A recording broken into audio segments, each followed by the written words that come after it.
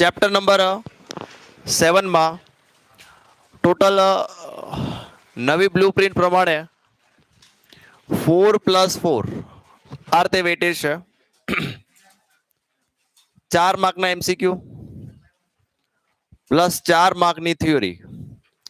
એટલે સમજી શકાય કે 4 માર્કની થિયરીની અંદર કાં તો તમને 4 માર્કની મોટી થિયરી પૂછી શકે અથવા તો 4 માર્કનો મોટો એક્ઝામ્પલ તમને આમાં પૂછી શકે.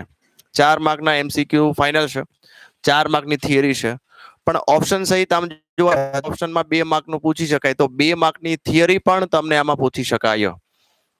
એટલે મોસ્ટ પ્રોબેબલ 3 માર્કનું નહીં પૂછાય, કાં 2 માર્કનું પૂછાશે કાં 4 માર્કનું પૂછાશે. બરાબર, થિયરીની અંદર ખાસ કરીને. આગળ વાત કરીએ આપણે.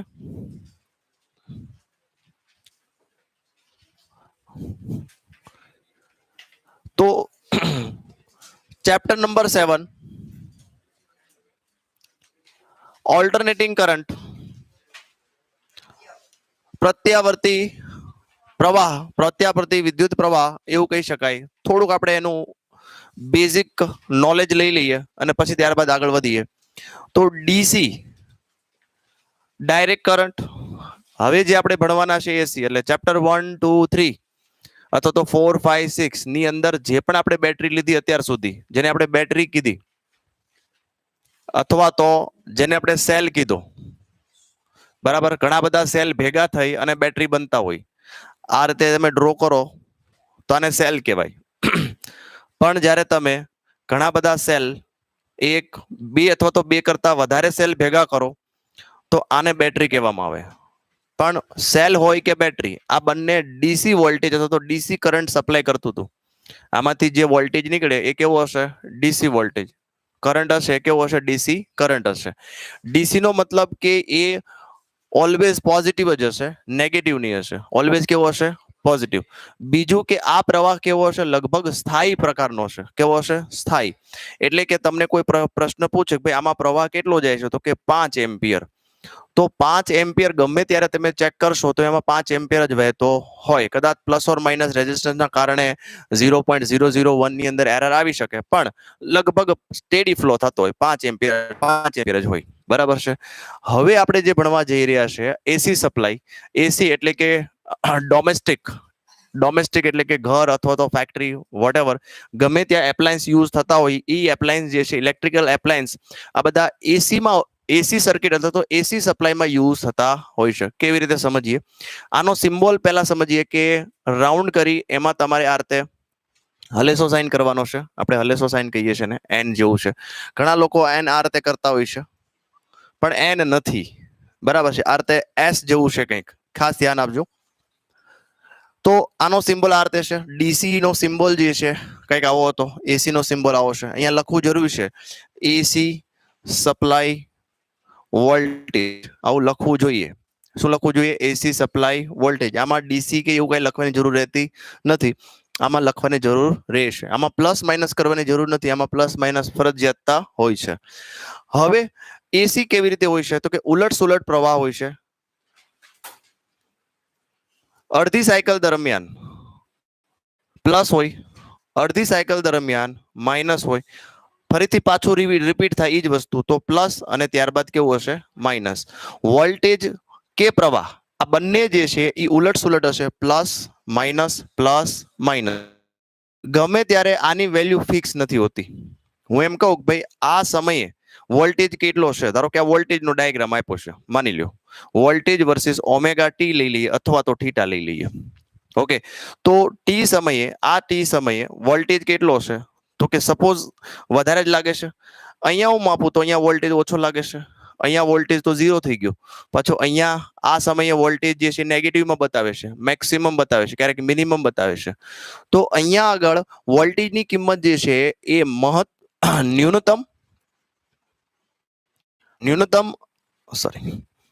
ન્યૂનતમ એટલે કે મિનિમમ અને મેક્સિમમ વચ્ચે ઓસિલેશન કરે છે. મિનિમમ અને મેક્સિમમ વચ્ચે શું કરે છે? દોલનો કરે છે. બરાબર છે. પરફેક્ટ વેલ્યુ નથી. જેમ અહીંયા પરફેક્ટ વેલ્યુ હતી કે ભાઈ આમાં કેટલો પ્રવાહ જાય છે, તો કે 5 એમ્પિયર. બરાબર છે. તો અહીંયા આગળ તમને પૂછવામાં આવે કે અહીંયા કેટલો પ્રવાહ છે, તો કેટલો વોલ્ટેજ છે, કહી શકાતું નથી. એટલા માટે અહીંયા આગળ ફિક્સ વોલ્ટેજ કરવા માટે, ફિક્સ અથવા તો કંઈક કરવા માટે અહીંયા આગળ સરેરાશ પ્રવાહ લેવામાં આવે છે અને RMS કહેવામાં આવે છે, રૂટ મીન સ્ક્વેર. એકચ્યુઅલી આપણે એવરેજ જ કરવું હતું. શું કરવું હતું? સરેરાશ જ કરવું હતું. પણ તમને ખ્યાલ હોય કે ફિઝિક્સની અંદર સરેરાશ કરવું જો અવલોકનોની સંખ્યા જ્ઞાત હોય, જાણીતી હોય, 2 હોય, 5 હોય, 10, 15 હોય, ત્યાં સુધી આપણે સરેરાશ કરવું હોય તો ઇઝીલી કરી શકાય. અવલોકનોનો સરવાળો ભાગ્યા અવલોકનોની સંખ્યા. પણ જ્યારે અવલોકનો કેટલા છે ખબર નથી, અથવા તો ઘણા બધા છે ખબર છે, માની લો 6.023 ગુણ્યા 10⁻23 અવલોકનો છે, તો આનો સરેરાશ કેમ કરવું? ખબર છે છતાં પણ કરી શકતા નથી. કેમ? તો કે અવલોકનો 10⁻23 એટલે કેટલા થયા, એનો સરવાળો કેવી રીતે કરવું? 200 પેજની બુક પૂરી થાય તો સરેરાશ તો નો જ મળે એનો. બરાબર છે. તો આવી પરિસ્થિતિની અંદર આપણે RMS સિસ્ટમ યુઝ કરીએ છીએ સરેરાશ કરવા માટે. Root mean square 1 by 1 step apply કરવાના. પહેલા સ્ક્વેર કરો, પહેલો હંમેશા સ્ક્વેર થાય, પછી મીન થશે અને લાસ્ટમાં શું થશે? 3. આમ તો જો લખવા જોઈએ તો SMR લખવું જોઈએ, પણ આને લખવામાં આવે છે RMS, route mean square. Apply procedure આવી રીતે છે. પહેલા સ્ક્વેર કરો, પછી મીન કરો અને પછી રૂટ કરો. એપ્લાય પોઝિશન આ છે, પાછળથી એપ્લાય કરવામાં આવે છે, પરંતુ બોલવામાં આવે છે RMS, રૂટ મીન સ્ક્વેર. શા માટે કરવામાં આવ્યું? કે માની લો આનું એવરેજ કરવું છે, તો કોઈ પોઈન્ટે 0 છે, કોઈ પોઈન્ટે મહત્તમ છે, કોઈ પોઈન્ટે કંઈક બીજી જ વેલ્યુ છે, તો આ બધી જ વેલ્યુ અલગ અલગ છે. તો અલગ અલગ વેલ્યુ હોવાથી સરેરાશ કરવું ફરજિયાત થશે. તો તમને કોઈ કહેવામાં આવે કે ભાઈ હવે તમારા ઘરે અત્યારે કેટલો વોલ્ટેજ હશે, તો તમે કહો સર 220 વોલ્ટ. પણ જે 220 વોલ્ટ તમે જે કીધો એ RMS વેલ્યુ છે. વોલ્ટેજની કેવી વેલ્યુ છે? RMS વેલ્યુ છે. ધારો કે તમે પ્રવાહ માપો ઘરે, તો પ્રવાહ માની લો તમને 2 એમ્પિયર મળે, 5 એમ્પિયર મળે, તો આ પણ RMS વેલ્યુ છે. એટલે બાય ડિફોલ્ટ આ ચેપ્ટરની અંદર યાદ રાખવાનું, બાય ડિફોલ્ટ કાંઈ નથી કીધું, તો એ બાય ડિફોલ્ટ RMS છે. જો શબ્દ વાપર્યો છે મહત્તમ, તો તમારે V મેક્સિમમ બરાબર લેવું. તમને કીધું છે મહત્તમ પ્રવાહ, તો જ IM લેવું, નહીતર લેવાની જરૂરિયાત નથી. VM મહત્તમ શબ્દ તો જ લેવાનું. બાય ડિફોલ્ટ તમને એવું કહેવામાં આવે કે કોઈ એક અવરોધને એક AC 220 વોલ્ટના AC સપ્લાય સાથે જોડેલ છે, તો એનો મતલબ આ 120 વોલ્ટ જે છે એ RMS જ છે. કેવું છે? RMS. મહત્તમ બિલકુલ નથી. ક્લિયર? આગળ વાત કરીએ આપણે. ચલો, આ ડિસ્ક્રિપ્શન હતું. તમને ખ્યાલ હોવો જોઈએ કે AC છે શું. હવે જૂના જમાના એટલે કે જૂના સિલેબસની અંદર આખું ચેપ્ટર જે છે કોમ્પ્લેક્સ નંબરથી સોલ્વ કરેલું છે. કેનાથી? કોમ્પ્લેક્સ એટલે કે સંકર સંખ્યાથી. અહીં આપણે ટ્રિગોથી સોલ્વ કરવાનું છે. તો ટ્રિગ્નોમેટ્રી થોડીક ઈઝી છે. કોના કરતા? તો કે કોમ્પ્લેક્સ નંબર કરતા. ઓકે, ચલો જોઈએ. પ્યોર રેઝિસ્ટર, પહેલો ક્વેશ્ચન જોઈએ કે શુદ્ધ અવરોધને, અહીંયા શુદ્ધ લખતા નથી, પણ જ્યારે એન્જિનિયરિંગમાં જશો ત્યારે તમને પ્યોર રેઝિસ્ટન્સ લખવામાં, pure resistance connected with the AC supply voltage. તો અહીંયા આપણે શુદ્ધ કાઢી નાખીએ, ખાલી લખીએ 12માની ભાષામાં. અવરોધને AC સપ્લાય વોલ્ટેજ સાથે જોડતા, બરાબર છે.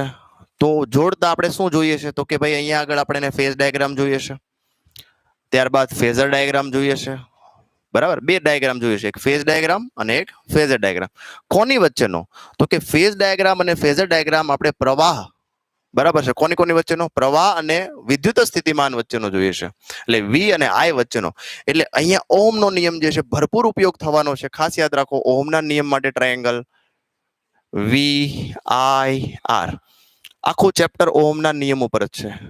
પૂરું આખું ચેપ્ટર. કારણ કે આપણે જોશો, જો અહીંયા આગળ મેં તમને સમજાવ્યું એમ અહીંયા આગળ હલેસો ડ્રો કરવાનો, થોડીક રીત રાખવાની. ઘણા લોકો પછી આ રીતે એમ ગમે એમ કરતા હોય છે, પણ થોડુંક રાઉન્ડ વ્યવસ્થિત કરવું, બરાબર છે, લાગવું જોઈએ કે AC સપ્લાય વોલ્ટેજ ડ્રો કર્યો છે. અહીંયા લખો AC સપ્લાય વોલ્ટેજ. ચલો અહીંયા AC સપ્લાય વોલ્ટેજ તરીકે આપણે લઈએ. અહીં AC સપ્લાયને ગુજરાતીમાં લખી શકાય, બરાબર છે. સપ્લાય વોલ્ટેજ તરીકે V બરાબર VM સાઇન ઓમેગા ટી લીધેલ છે. યાદ રાખજો શું લીધું છે આપણે? સાઇન થીટા લખો તો ઓમેગા ટી લખો, બે સેમ. બરાબર છે. વી બરાબર શું લીધું આપણે? વીએમ સાઇન ઓમેગા ટી લીધું. Is that clear? તો આ ચેપ્ટરની અંદર, આખા ચેપ્ટરની અંદર એસી સપ્લાય વોલ્ટેજ તરીકે આપણે લેશું વીએમ સાઇન ઓમેગા ટી. લાવો જોઈએ મટીરિયલ 2 મિનિટ. કારણ કે કોસ થી પણ સાબિત કરી શકાય, જરૂરી નથી આને તમે કોસ થી પણ સાબિત કરી શકો. એટલે હું ખાલી ચેક કરું છું કે સાઇન જ લીધો છે ને, નહીતર હું તો સાબિત કરી જ દે આખે પાછી થિયરીમાં ઊંધી થઈ જશે. એટલે સાઇન છે, ઓકે. ચલો, વીએમ સાઇન ઓમેગા ટી લીધેલું છે. તમે જૂની ટેક્સ્ટ બુક જોશો ને તેને કોસ થી સાબિત કરેલું છે. બરાબર છે. તો કોસ થી કરી શકાય, કારણ કે બંને કેવા છે? બંને વિધેય કેવા કહેવાય? હાર્મોનિક વિધેય કહેવાય. કેવા કહેવાય? હાર્મોનિક. એટલે કે સમયની સાપેક્ષે પ્લસ થાય છે, માઇનસ થાય છે, અને હાર્મોનિક વિધેય કહેવાય. તો સાઇન અને કોસ આ બંને હાર્મોનિક વિધેય છે. તો સાઇન ની જગ્યાએ કોસ લઈ શકાય, કોસ ની જગ્યાએ સાઇન લઈ શકાય. બરાબર છે. તો અહીંયા સાઇન લીધો હોય તો આ જે આન્સર આવશે કેમ આવશે? કોસમાં આવી શકે તો સાઇનમાં. પણ ટૂંકમાં આના ફેરફાર સાથે આનો ફેરફાર થઈ જશે, ઉલટ સુલટ થઈ જશે. પણ આપણે યાદ રાખવાનું કે આપણી ટેક્સ્ટ બુક ની અંદર સપ્લાય વોલ્ટેજ શું લીધો છે? VM sign omega T. સમયની સાપેક્ષે સમજાવું, આને પણ સમજાવું તમને. ચલો, વી બરાબર વીએમ સાઇન થીટા આવર્ત વિધેય કહેવાય. એટલે કે થીટાની સાપેક્ષે તો સમયની સાપેક્ષે આ વેલ્યુ જે છે વી ની વેલ્યુ બદલતી રહે. એટલે સમજીએ આપણે.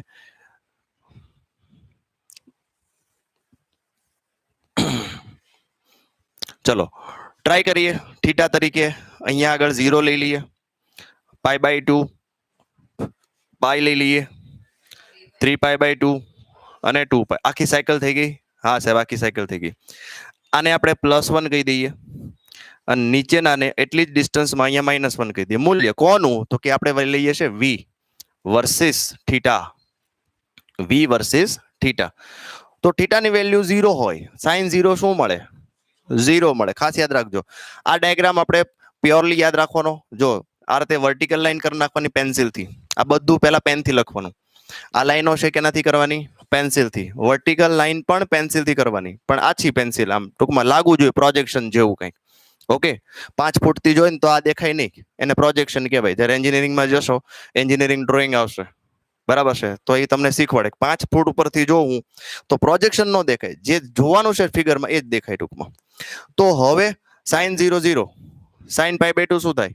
1. સાઇન પાઈ શું થાય? પાછું 0. સાઇન 3π/2 -1 0. અથવા તો લાઈન કરશો તો બહુ ઈઝી રહેશે. પહેલા અહીંયા લેવાનું, પછી એક સ્ટેપ ઉપર, પાછું એક સ્ટેપ નીચે, પાછું નીચે, પાછું ઉપર. બરાબર. હવે ઘણા લોકો આને જોઈન્ટ આમ સીધા કરતા ટ્રાયેંગલ ફોર્મમાં. ટ્રાયેંગલ ફોર્મમાં જોઈન્ટ કરવાનું નથી. થોડુંક જે છે વળાંકાર રીતે, હા ગોળાઈ આપવાની છે. હા, શું આપવાનું છે? ગોળાઈ. તો આ જે આખો ડાયાગ્રામ બન્યો એ બન્યો વીએમ સાઇન થીટા, અથવા તો આને કહી શકાય વીએમ સાઇન ઓમેગા ટી. આમાં એક થિયરી બરાબર સમજી લેશો તો બાકીની બધી થિયરી ઓટોમેટિકલી આવડશે. એક થિયરી બરાબર સમજવાની રહેશે. ચલો, આ ક્લિયર સમજાણું? આ કે હાઉ ટુ ડ્રો ઇટ, કેવી રીતે ડ્રો કરવો. આના આ જે ડિમેન્શન લીધા છે એ ડિમેન્શન તમારી સ્કેલમાં 1 સેન્ટીમીટર લઈ શકાય. પછી આને 1 સેન્ટીમીટર લ્યો તો પાછું નાનું એવું બને, એવું નહીં કરવાનું. બરાબર. અહીંયા સ્કેલ માપ લખવા જરૂરી નથી કે એક્સ એક્સિસમાં π/2 0 થી π/2 1 સેન્ટીમીટર લીધેલ છે. વાય એક્સિસ ની અંદર કે ભાઈ 1 એકમ બરાબર 5 સેન્ટીમીટર લીધા છે, કોઈ લખવાની જરૂર નથી. એમના હવા દોરવાનું હોય છે આપણે. બરાબર. પણ વ્યવસ્થિત દોરવો. આ હવામાં દોર્યું ને આપણે, સ્કેલ નથી લીધા, સ્કેલમાં પ્રોપર લીધા નથી, એટલે હવામાં જ કહેવાય. બરાબર. મેથેમેટિક્સમાં જો તો તમારે લખવું પડે કે ભાઈ એક્સયામ, બરાબર, એક્સયામમાં તમે કેવો સ્કેલ વાપર્યો છે, વાયયામમાં તમે કેવો સ્કેલ વાપર્યો છે, બધું લખવું પડે. ચલો, એટલું ક્લિયર? ઓકે. તો અહીં એસી સપ્લાય વોલ્ટેજ ને લખવાનું આકૃતિમાં દર્શાવ્યા પ્રમાણે અવરોધ કૌંસમાં લખવાનું કેપિટલ આર ને એસી સપ્લાય વોલ્ટેજ વી બરાબર વીએમ સાઇન ઓમેગા ટી સાથે શ્રેણીમાં જોડેલ છે. શ્રેણી ના લખો તો કઈ નહીં, સાથે જોડેલ છે. બરાબર છે. હવે તમારું કામ છે આમાંથી પ્રવાહ મેળવવાનું, અને પ્રવાહ જે છે તમારે આઈ ઓફ ટી લખવું. શું લખવું?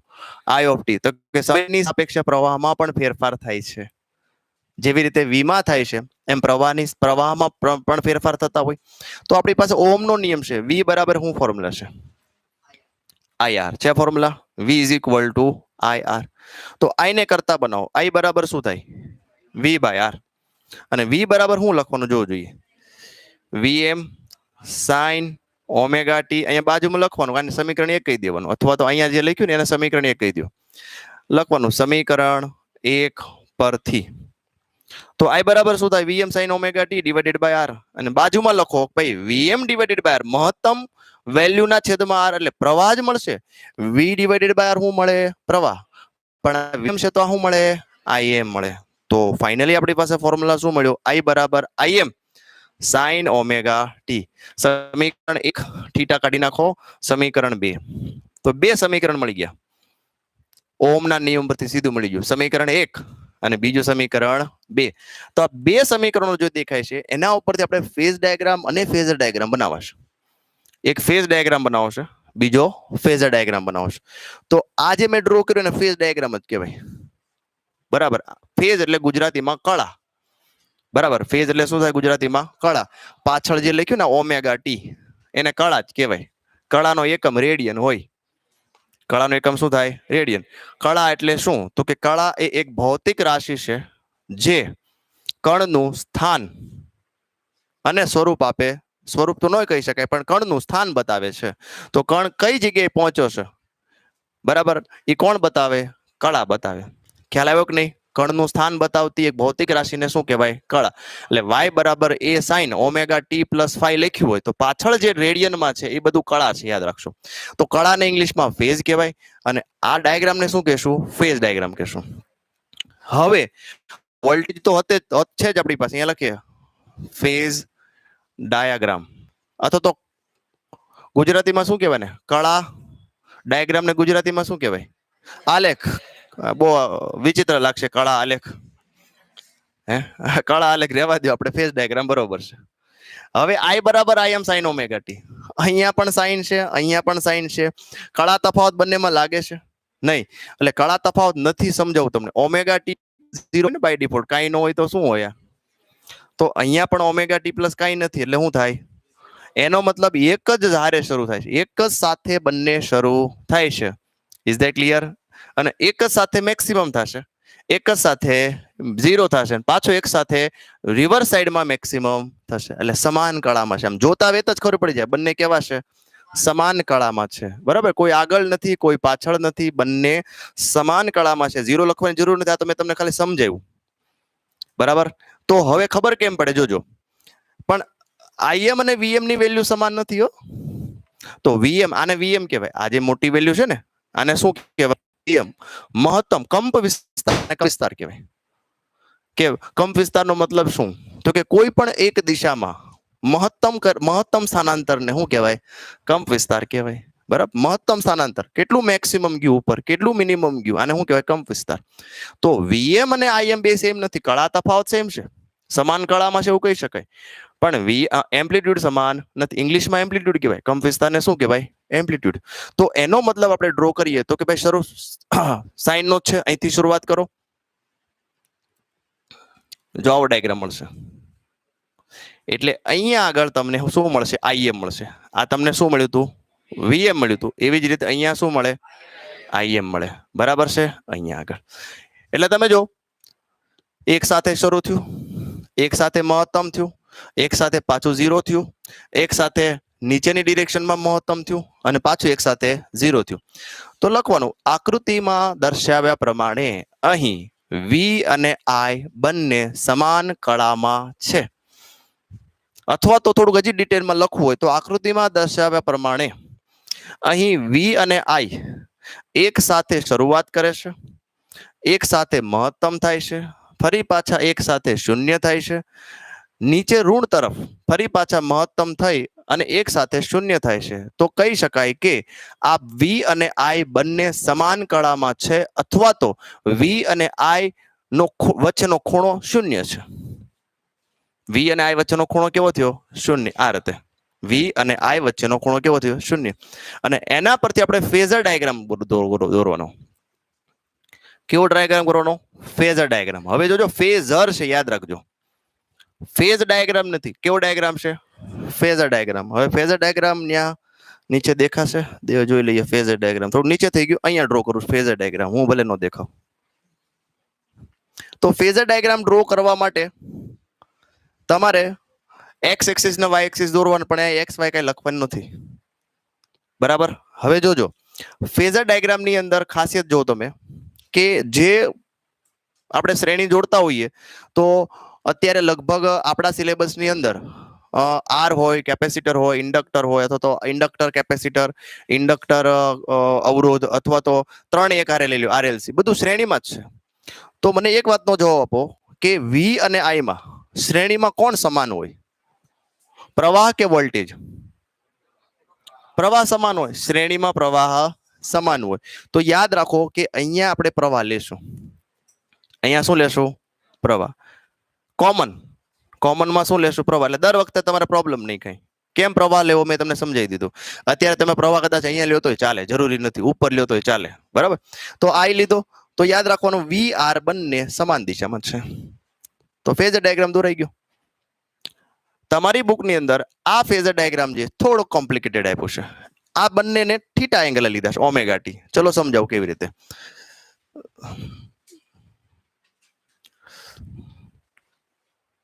એક સેકન્ડ.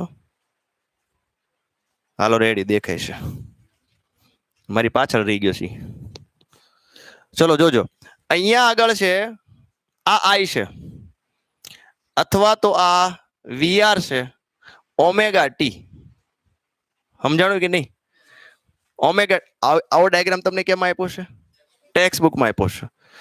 બરાબર છે. આ ઘૂમતો જોવે ટી ની સાપેક્ષે, કારણ કે ટી તો અચળ હોય નહીં કઈ. ક્યારે કોઈ રોકી શકાય? ન રોકી શકાય. ટાઈમ વધારતા જાઓ એટલે આ ડાયાગ્રામ જે છે એ આમ ફરતો રહેતો હોય.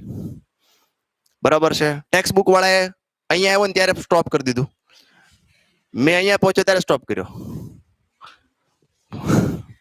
બંને ડાયાગ્રામ સેમ જ છે. ફેઝર નો મતલબ જ થાય ઘૂમતા સદિશને ફેઝર કહેવાય. બરાબર છે. ઘૂમતા સદિશને શું કહેવાય? ફેઝર. નામ જ એવું છે, ફેઝર ડાયાગ્રામ. ફેઝર નો મતલબ જ એવું થાય. તમને કોઈ પ્રશ્ન પૂછે what is phasor? A rotating vector is known as a phasor. Rotating vector એટલે ઘૂમતા સદિશને. બે વખત ઘૂમતા ઘૂમતા નહીં લખવાનું, નહીતર પછી ઓલો ગરબો લખાઈ જાય. ઘૂમતો. જોયું? ચલો ક્લિયર. આ બંને ડાયાગ્રામ ઘણાને તફાવત લાગતો હોય, સાહેબ આ ડાયાગ્રામ ને આ ડાયાગ્રામમાં ઘણો તફાવત છે, પણ હું કહું હા છે. પણ બંને ડાયાગ્રામમાં એક પણ ડાયાગ્રામ ખોટો પડે નહીં. પણ શક્ય હોય ત્યાં સુધી આ જ દોરવો. કેમ? Text book is our Gita. બરાબર છે. આ પછી જે ચેક કરતો એને ખબર ન હોય તો આ નીચે આમ આવે એમ તો આપણે દોરી નાખો ને એમાં શું થાય. બરાબર છે. તમને ખ્યાલ આવો જોઈએ બંને સેમ છે. બરાબર છે. ચલો ક્લિયર. હજી આની અંદર સાંભળો, હજી આપણે આગળ લઈએ. આમાં આપણે એવરેજ પાવર ફાઇન્ડ કરવો છે. શું ફાઇન્ડ કરવું છે? એવરેજ પાવર ફાઇન્ડ કરવો છે. આ જ સર્કિટની અંદર આગળ વાત કરીએ. હવે કદાચ સ્ક્રીનશોટ લેવો હોય તો તમે લઈ શકો, એટલે તમે નહીં લેતા. આંખો પટપટ થઈ ગયું છે બી કે હે.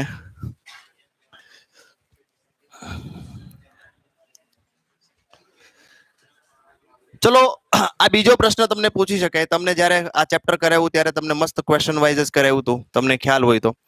હવે એવરેજ પાવર જે છે, પણ આ મેઇન વસ્તુ એ છે કે તમે એક સિંગલ ક્વેશ્ચન વ્યવસ્થિત કરશો તો બાકીના બધા ક્વેશ્ચનમાં ખાલી તમારે થોડા થોડા ફેરફાર કરવાના છે. પાવરની વાત કરીએ, ક્વેશ્ચન નંબર 1, ક્વેશ્ચન નંબર 2. પાવરની વાત કરીએ આપણે તો પાવરનો ફોર્મ્યુલા તો વોલ્ટેજ કેટલો સપ્લાય કર્યો? Vm sin omega T.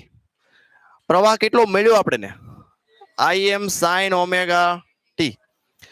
તો હવે બે વડે ગુણાકાર કરીએ ને બે વડે ભાગાકાર કરીએ. તો બે વડે ભાગાકાર કર્યો અને Vm Im ને બહાર લઈ લીધા અને બે વડે ગુણાકાર કર્યો. આવું કેમ કર્યું? તો કે એક મેથેમેટિક નું ફોર્મ્યુલા ગમતું હતું એવું બનાવવા માટે. બરાબર છે.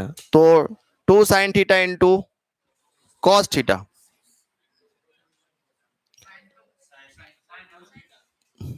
તો વીએમ આઈએમ બરાબર છે. જો જોઈએ આનું શું થાય?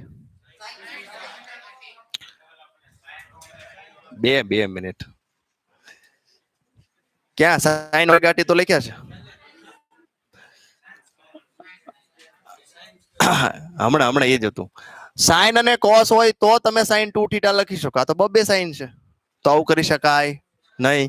તો એનો મતલબ કે તમારે 2ss તો s પ્લસ s થાય કે c માઇનસ c થાય? શું કે તો કયો જોઈએ? c minus c plus c બરાબર છે. માઇનસ સી આમ થાય ને, c માઇનસ c કરો. હા પણ હું એમ જ કહું છું c માઇનસ c થાય. આમ યાદ રાખો તમે, અથવા તો c માઇનસ c કરી નાખો. ચલો ટ્રાય કરીએ. 1/2 VMIM તો આ પ્રમાણે આપણે લઈએ cos અને c પ્લસ એટલે પાછો cos લેવાનું. ઓકે, તો હવે આજે છે એનો શું કરો? સરવાળો. તો omega T plus omega T divided by 2. પછી આની બાદ બાકી omega T minus omega T divided by 2. શું થાય? તો આ શું થઈ ગયું? 0 થઈ ગયું. આ શું થયું? Omega T 2 omega T 2 cancel કરી લ્યો, ખાલી ઓમેગા ટી. હા, omega T minus omega T. હા, omega T minus omega T cos 0 1 થાય. 1 સેકન્ડ ભાઈ, આખો કાઉન્સ આવશે આવો. 2 મિનિટ. પહેલું માઇનસ માં આવે તો આ માઇનસ માં આવે, બીજું કેમાં આવશે? પ્લસ માં આવશે. તો 1 સેકન્ડ પૂરું તો થઈ જવા દો ભાઈ. નો ડાઉટ આ તમને આવડે છે. આની અંદર છેલ્લે શું આવશે? તો કે 1/2 VMIM બરાબર છે. અને લાસ્ટમાં શું આવશે કયો જોઈએ?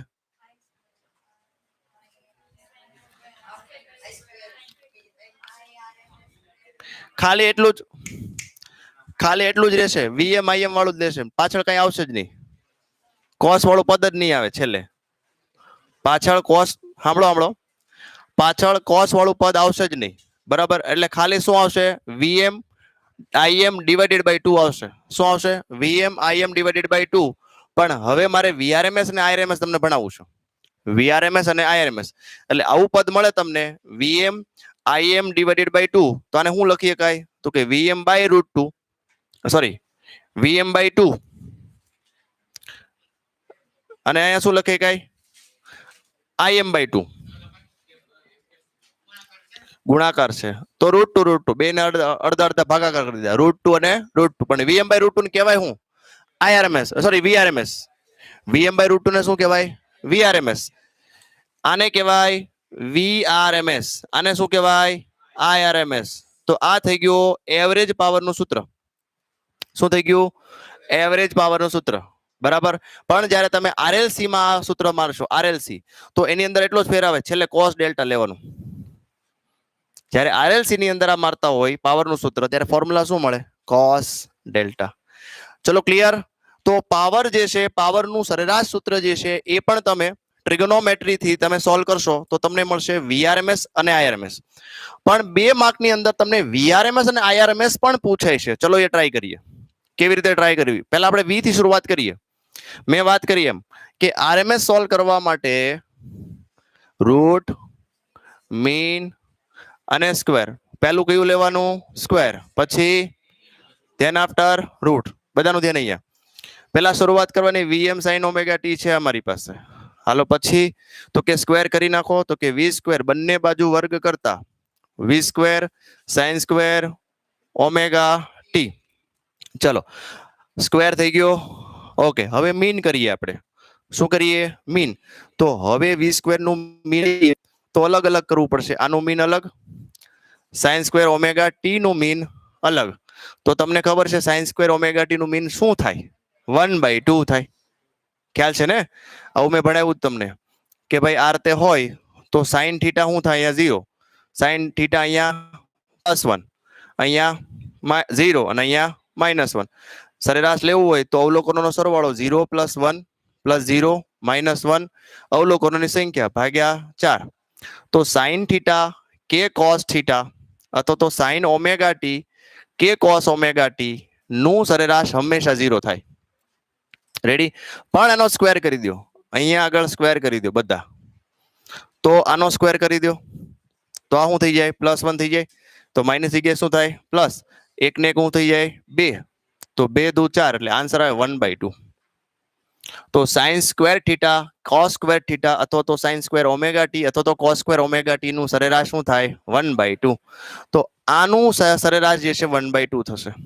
તો લખીએ v² એમ નામ, અને આ તો અચળ વસ્તુ છે એમ્પ્લિટ્યુડ, એટલે હવે v² એમ નામ લખી નાખો. અને જગ્યાએ શું લખશો? 1/2. હવે બંને બાજુ રૂટ લઈ લો. ચલો બંને બાજુ રૂટ લેતા રૂટ ની અંદર લખવાનું v². તો આનું રૂટ લ્યો, આનું રૂટ શું થાય? ખાલી vm. આનું રૂટ લ્યો રૂટ, અને કે શું તો કે vrms કહેવાય. તો vm/√2 ફોર્મ્યુલા. આ ફોર્મ્યુલા યાદ રાખશો, vrms = vm/√2. અને લખવાનું આવી જ રીતે સૂત્ર સાબિત નહીં કરવાનું, આવી જ રીતે im બરાબર શું થાય? im/√2. IRMS = im/√2.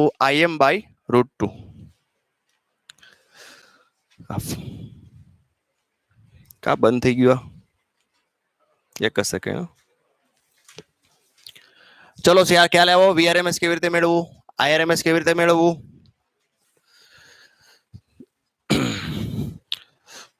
તો અહીંયા આગળ લખતા જજો જ્યાં જરૂર લાગે ત્યાં, અથવા તો લેક્ચર હશે જ રિવિઝન કરી શકશો. તો તમારે યાદ રાખવાનું છે VM બરાબર VRMS બરાબર VM/√2, IRMS બરાબર.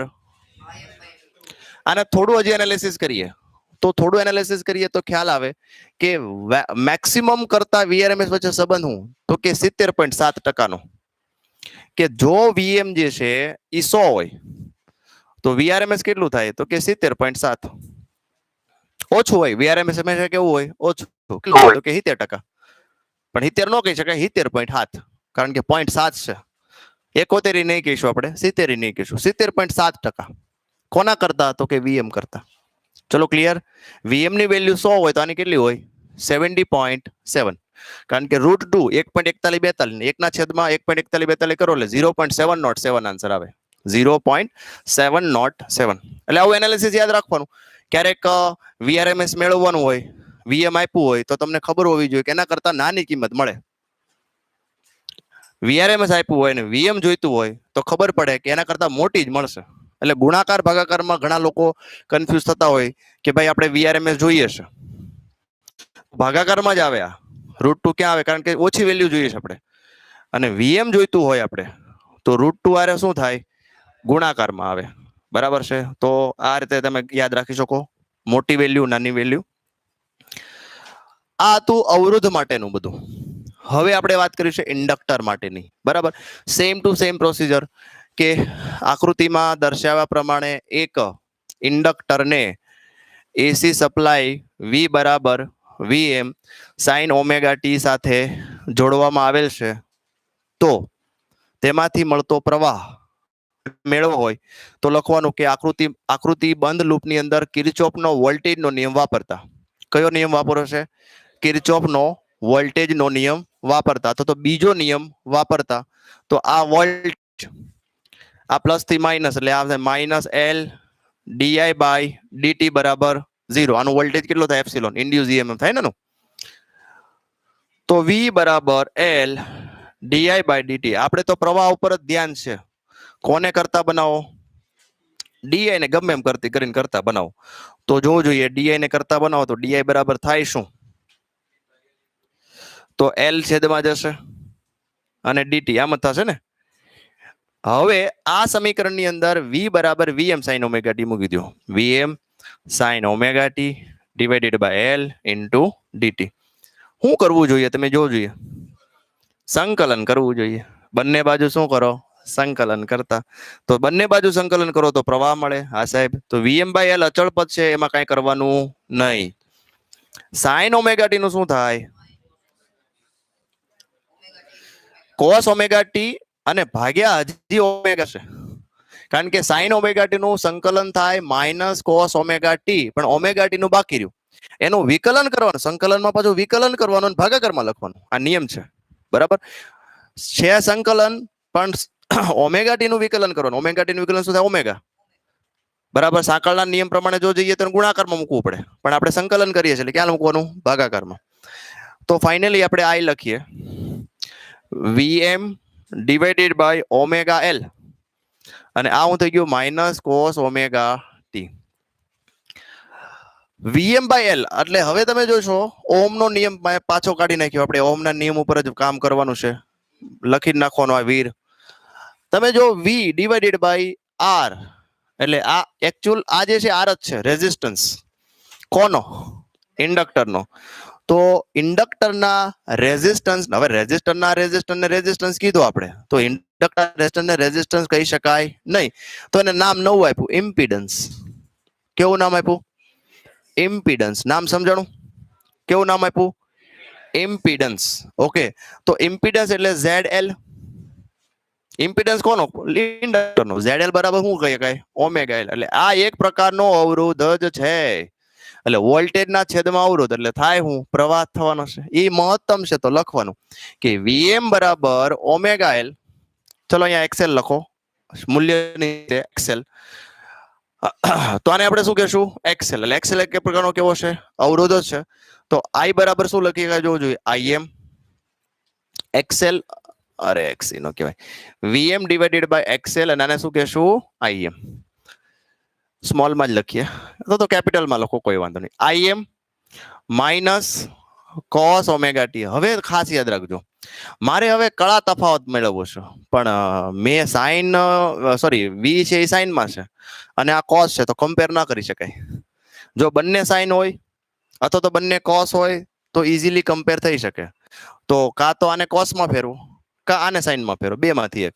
તો હવે ઓલરેડી આ સાઇનમાં છે ને આપણી પાસે ઓલરેડી ડાયાગ્રામ દોરેલો છે, તો આપણે આને કઈ હલાવવો નથી. આનો જોઈએ માઇનસ કોસ ઓમેગા ટી છે, એને સાઇનમાં ફેરવવા માટે ખાસ યાદ રાખજો, I બરાબર Im sine omega T minus π/2 થશે. સમજાવું કેવી રીતે? હવે આ પદ જે છે એનું આપણે સોલ્યુશન કરીએ તો ઓમેગા ટી માઇનસ π/2 કયું ચરણ થાય? ઓમેગા ટી માઇનસ π/2, અથવા તો એકચ્યુઅલી માઇનસ π/2 આગળ લેવું પડે, બરાબર. આને આપણે સોલ્વ કરીએ તો minus sine π/2 plus omega T, આવું થાય.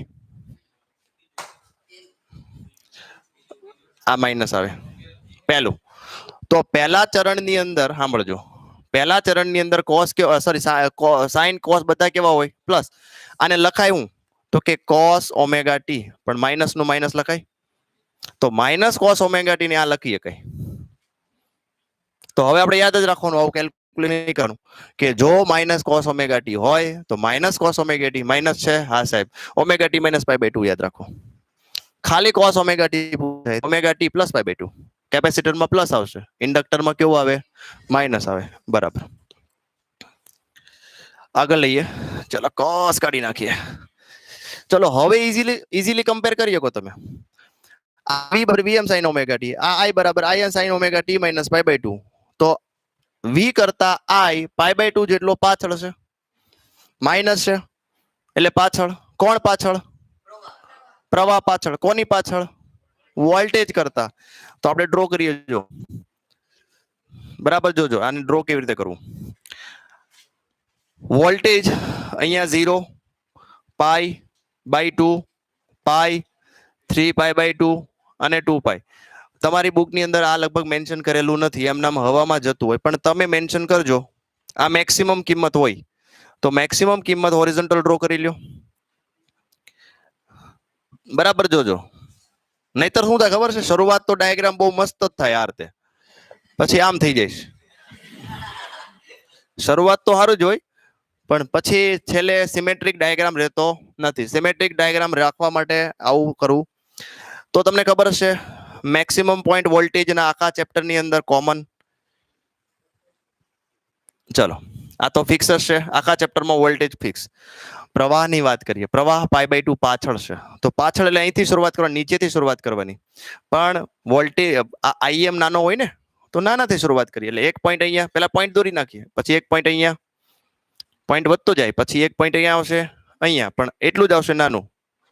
પછી ત્યારબાદ જો અહીંયા નહીં આવે, અહીંયા. બરાબર છે? જો હવે આ ડાયાગ્રામ જે છે,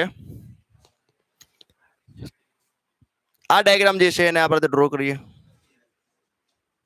જોઈ લો, π/2 પાછળ છે, એકચ્યુઅલી પહેલા શરૂ થયો છે, અહીંથી હશે, પણ આપણે દોરવાની જરૂર નથી. નીચે દોરી નાખવાનું, ખાલી ક્યાં દોરવાનો? નીચેથી ડ્રો કરી નાખો. તો લખવાનું આકૃતિમાં બતાવ્યા પ્રમાણે, અથવા તો સમીકરણ 1 અને 2 પરથી, આ સમીકરણ 1 અને સમીકરણ 2, સમીકરણ 1 અને 2 પરથી માલુમ પડે છે કે અહીં પ્રવાહ વોલ્ટેજ કરતા π/2 જેટલો પાછળ છે, અથવા તો એવું કહી શકાય કે પ્રવાહ વોલ્ટેજ કરતા વોલ્ટેજ એ પ્રવાહ કરતા π/2 આગળ છે. બે સ્ટેટમેન્ટ આપી શકાય. બરાબર? અને એ પ્રમાણે ડાયાગ્રામ દોરી નાખો. ડાયાગ્રામને એક્સપ્લેન કરવો હોય તો એક્સપ્લેન કરી નાખો. અને આના ઉપરથી ફેઝર ડાયાગ્રામ સમજીએ. જો ફેઝર, તો ફેઝર ડાયાગ્રામ માટે, બરાબર, જોજો, ફેઝર ડાયાગ્રામ માટે તમારે ધારો કે આ તમે કરંટ લીધું છે I, બરાબર, મોસ્ટલી મેં તમને વાત કરી એમ આપણે કરંટ અહીંયા લઈએ છે I. તો π/2 પાછળ આને ફેરવવાનો કેમ? એન્ટી ક્લોકવાઇઝ ફરે, ક્લોકવાઇઝ ફરે? કારણ કે અહીંયા π/2 હોય ને, એન્ટી ક્લોકવાઇઝ ફરે. તો પ્રવાહ પાછળ છે, વોલ્ટેજ આગળ છે, તો વોલ્ટેજ આગળ રાખવા માટે વોલ્ટેજને ઉપર લખવું કે નીચે લખવું? બરાબર ને? હવે બરાબર. જો તો વોલ્ટેજ ઉપર હોય તો જ વોલ્ટેજ ગમે ત્યારે, જો વોલ્ટેજ આગળ રહે, કેટલો આગળ રહે? પ્રવાહ કરતા π/2 આગળ રહે. આ જ ડાયાગ્રામને આપણે થોડુંક બેન્ડ કરી દઈએ. તો અહીંયા 90 એંગલ કરવાનો. તો આ શું થઈ ગયો? Voltage VL. કોમ્પ્લિકેટેડ સમજાણું બંને તમને? તો આને કહીશું આપણે VL. અહીંયા લખી નાખવાનું ભાઈ ઓમેગા T, અને આ શું થઈ ગયું? π/2. ચલો, ક્લિયર? તો આમાં પણ તમે પાવરનું ફોર્મ્યુલા જે છે P = VI, એક વોલ્ટેજનું આ લઈ લો, પ્રવાહનું આ લઈ લો, બંનેનો ગુણાકાર કરો તો તમને છેલ્લે જોવા મળશે આન્સર 0 આવશે. આન્સર કેવો આવશે? 0. એનો મતલબ કે ઇન્ડક્ટરમાં પાવર વે થતો નથી. એટલે એક સાયકલમાં પાવર લેતું હોય તો બીજી સાયકલમાં પાવર દેતું હોય, એટલે જેટલો પાવર આપશે, પાવર લેશે, એટલો જ પાવર પાછો આપી દેશે. એટલે પાવર કેટલો થશે? સરેરાશ પાવર 0 થઈ જશે. આ તો ઇન્ડક્ટર. હવે આપણે લેવું છે કેપેસિટર. લખું છું કયામાંથી? પાક્કું? આ તો આવડે. હેલું હેલું કા આવડે ને? આપણે ડિટેલમાં ઘણા બધા લીધા છે આમાં મેં, છતાં આપણે ડિટેલમાં જ વાત કરીએ છીએ અત્યારે પણ.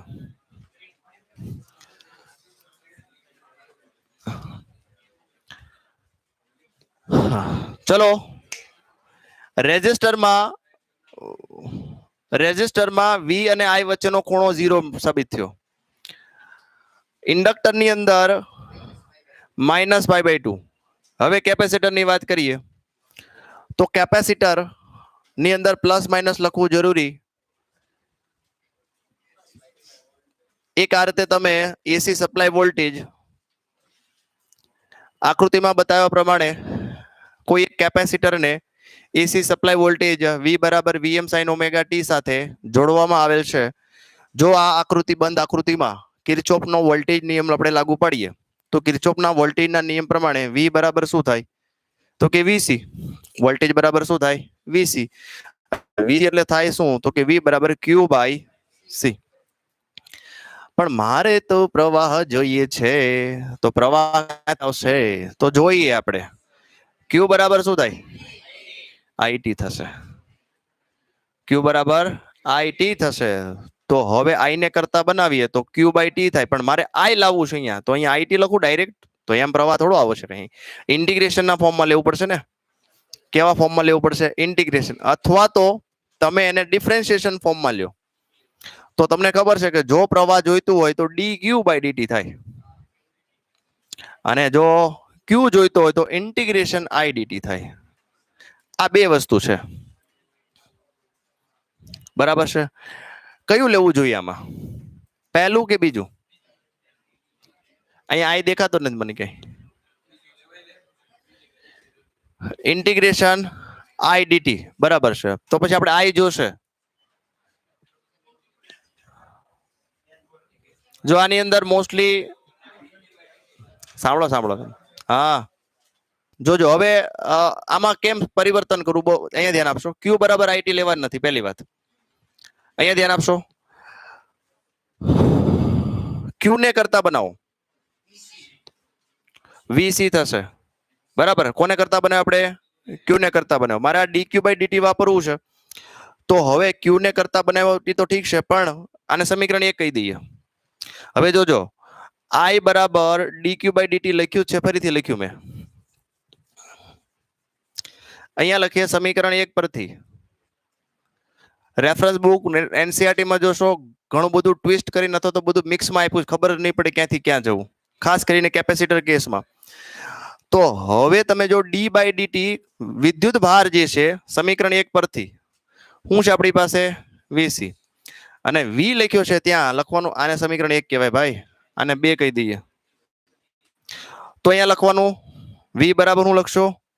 Vm sin omega t into C. અહીંયા બાજુમાં લખવાનું સમીકરણ 99% વિદ્યાર્થીઓ કેપેસિટરમાં આમાં ભૂલ કરે જ. યાદ રાખજો, એટલે મેં તમને એમાં સમજાવ્યું કે ભાઈ 2 ફોર્મ્યુલા છે, કયા ઉપયોગ કરવો, અને પછી જો બીજું ફોર્મ્યુલા લઈ લીધું હોય તો મળે જ નહીં, પછી માત્રા મેળ જ ન મળે. તો હવે આમાં વિકલન કરો ચલો. તો Vm નું કાંઈ ન થાય, C નું કાંઈ થાય? કાંઈ ન થાય. ચલો Cm નામ sin omega t, sin નું ના માઇનસ નો થાય, સંકલ હા cos omega t, હા વિકલન છે અહીંયા. તો ઓમેગા ગુણાકારમાં આવ્યો, ગયા વખતે સંકલન હતું, ઓમેગા ભાગાકારમાં હતો. તો હવે આપણે શું મળ્યું? જો omega c into Vm into cos omega t બરાબર. જોજો, તો આને છેદનો છેદ જવા દઈએ, Vm divided by 1/omega c, અને cos omega t છે, cos omega t એને હું લખી શકાય?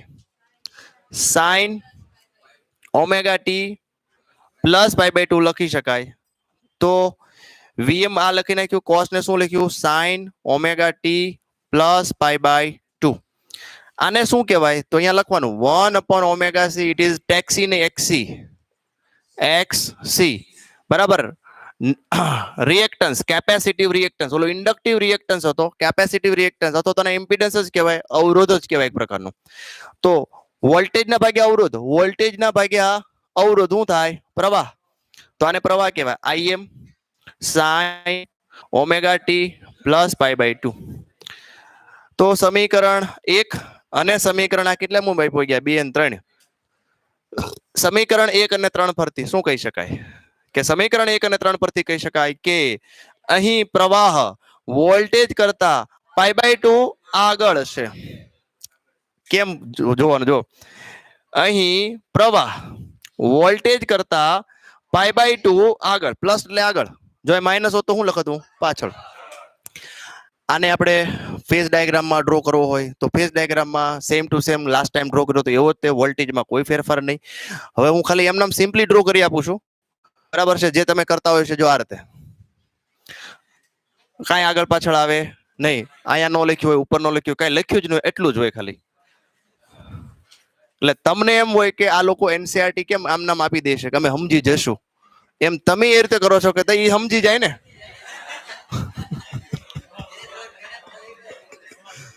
હવે યાદ રાખો, Im લાસ્ટ ટાઈમ આપણે પ્રવાહ નીચેથી શરૂઆત કરી હતી, અહીંયા ઉપરથી આ રીતે, આ રીતે રેડી. પણ પછી આ કઈ ભેગું થતું નથી, એટલે મેં કીધું એમ કે જો પર્ટિક્યુલર ડાયાગ્રામ બનાવશો તો સારી બનશે. કદાચ મારે ડ્રો કરવું હોય તો આ ડાયાગ્રામ પ્રોપર થાય નહીં. શરૂઆતમાં તો બરાબર જ થાય, પછી ખબર ન પડે શું થાય છે. ચલો રેડી. તો રેઝિસ્ટર, અહીંયા કેપેસિટર માટે ડેલ્ટા શું મળ્યું? પ્લસ π/2. તો યાદ રાખવાનું રેઝિસ્ટર માટે V અને I વચ્ચેનો ખૂણો 0. અને ભાઈ પેલો ડાયાગ્રામ બાકી રહી ગયો આપણો ફેઝર ડાયાગ્રામ. તો ફેઝર ડાયાગ્રામ જો I અહીંયા લઈ લ્યો તમે,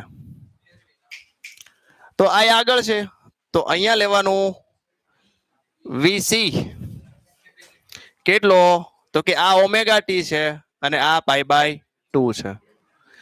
આને તમે આ રીતે ફેરવો, આ જે છે આમ એને આ રીતે ફેરવી નાખો, તો I અહીંયા આવી જાય, VC અહીંયા આવી જાય.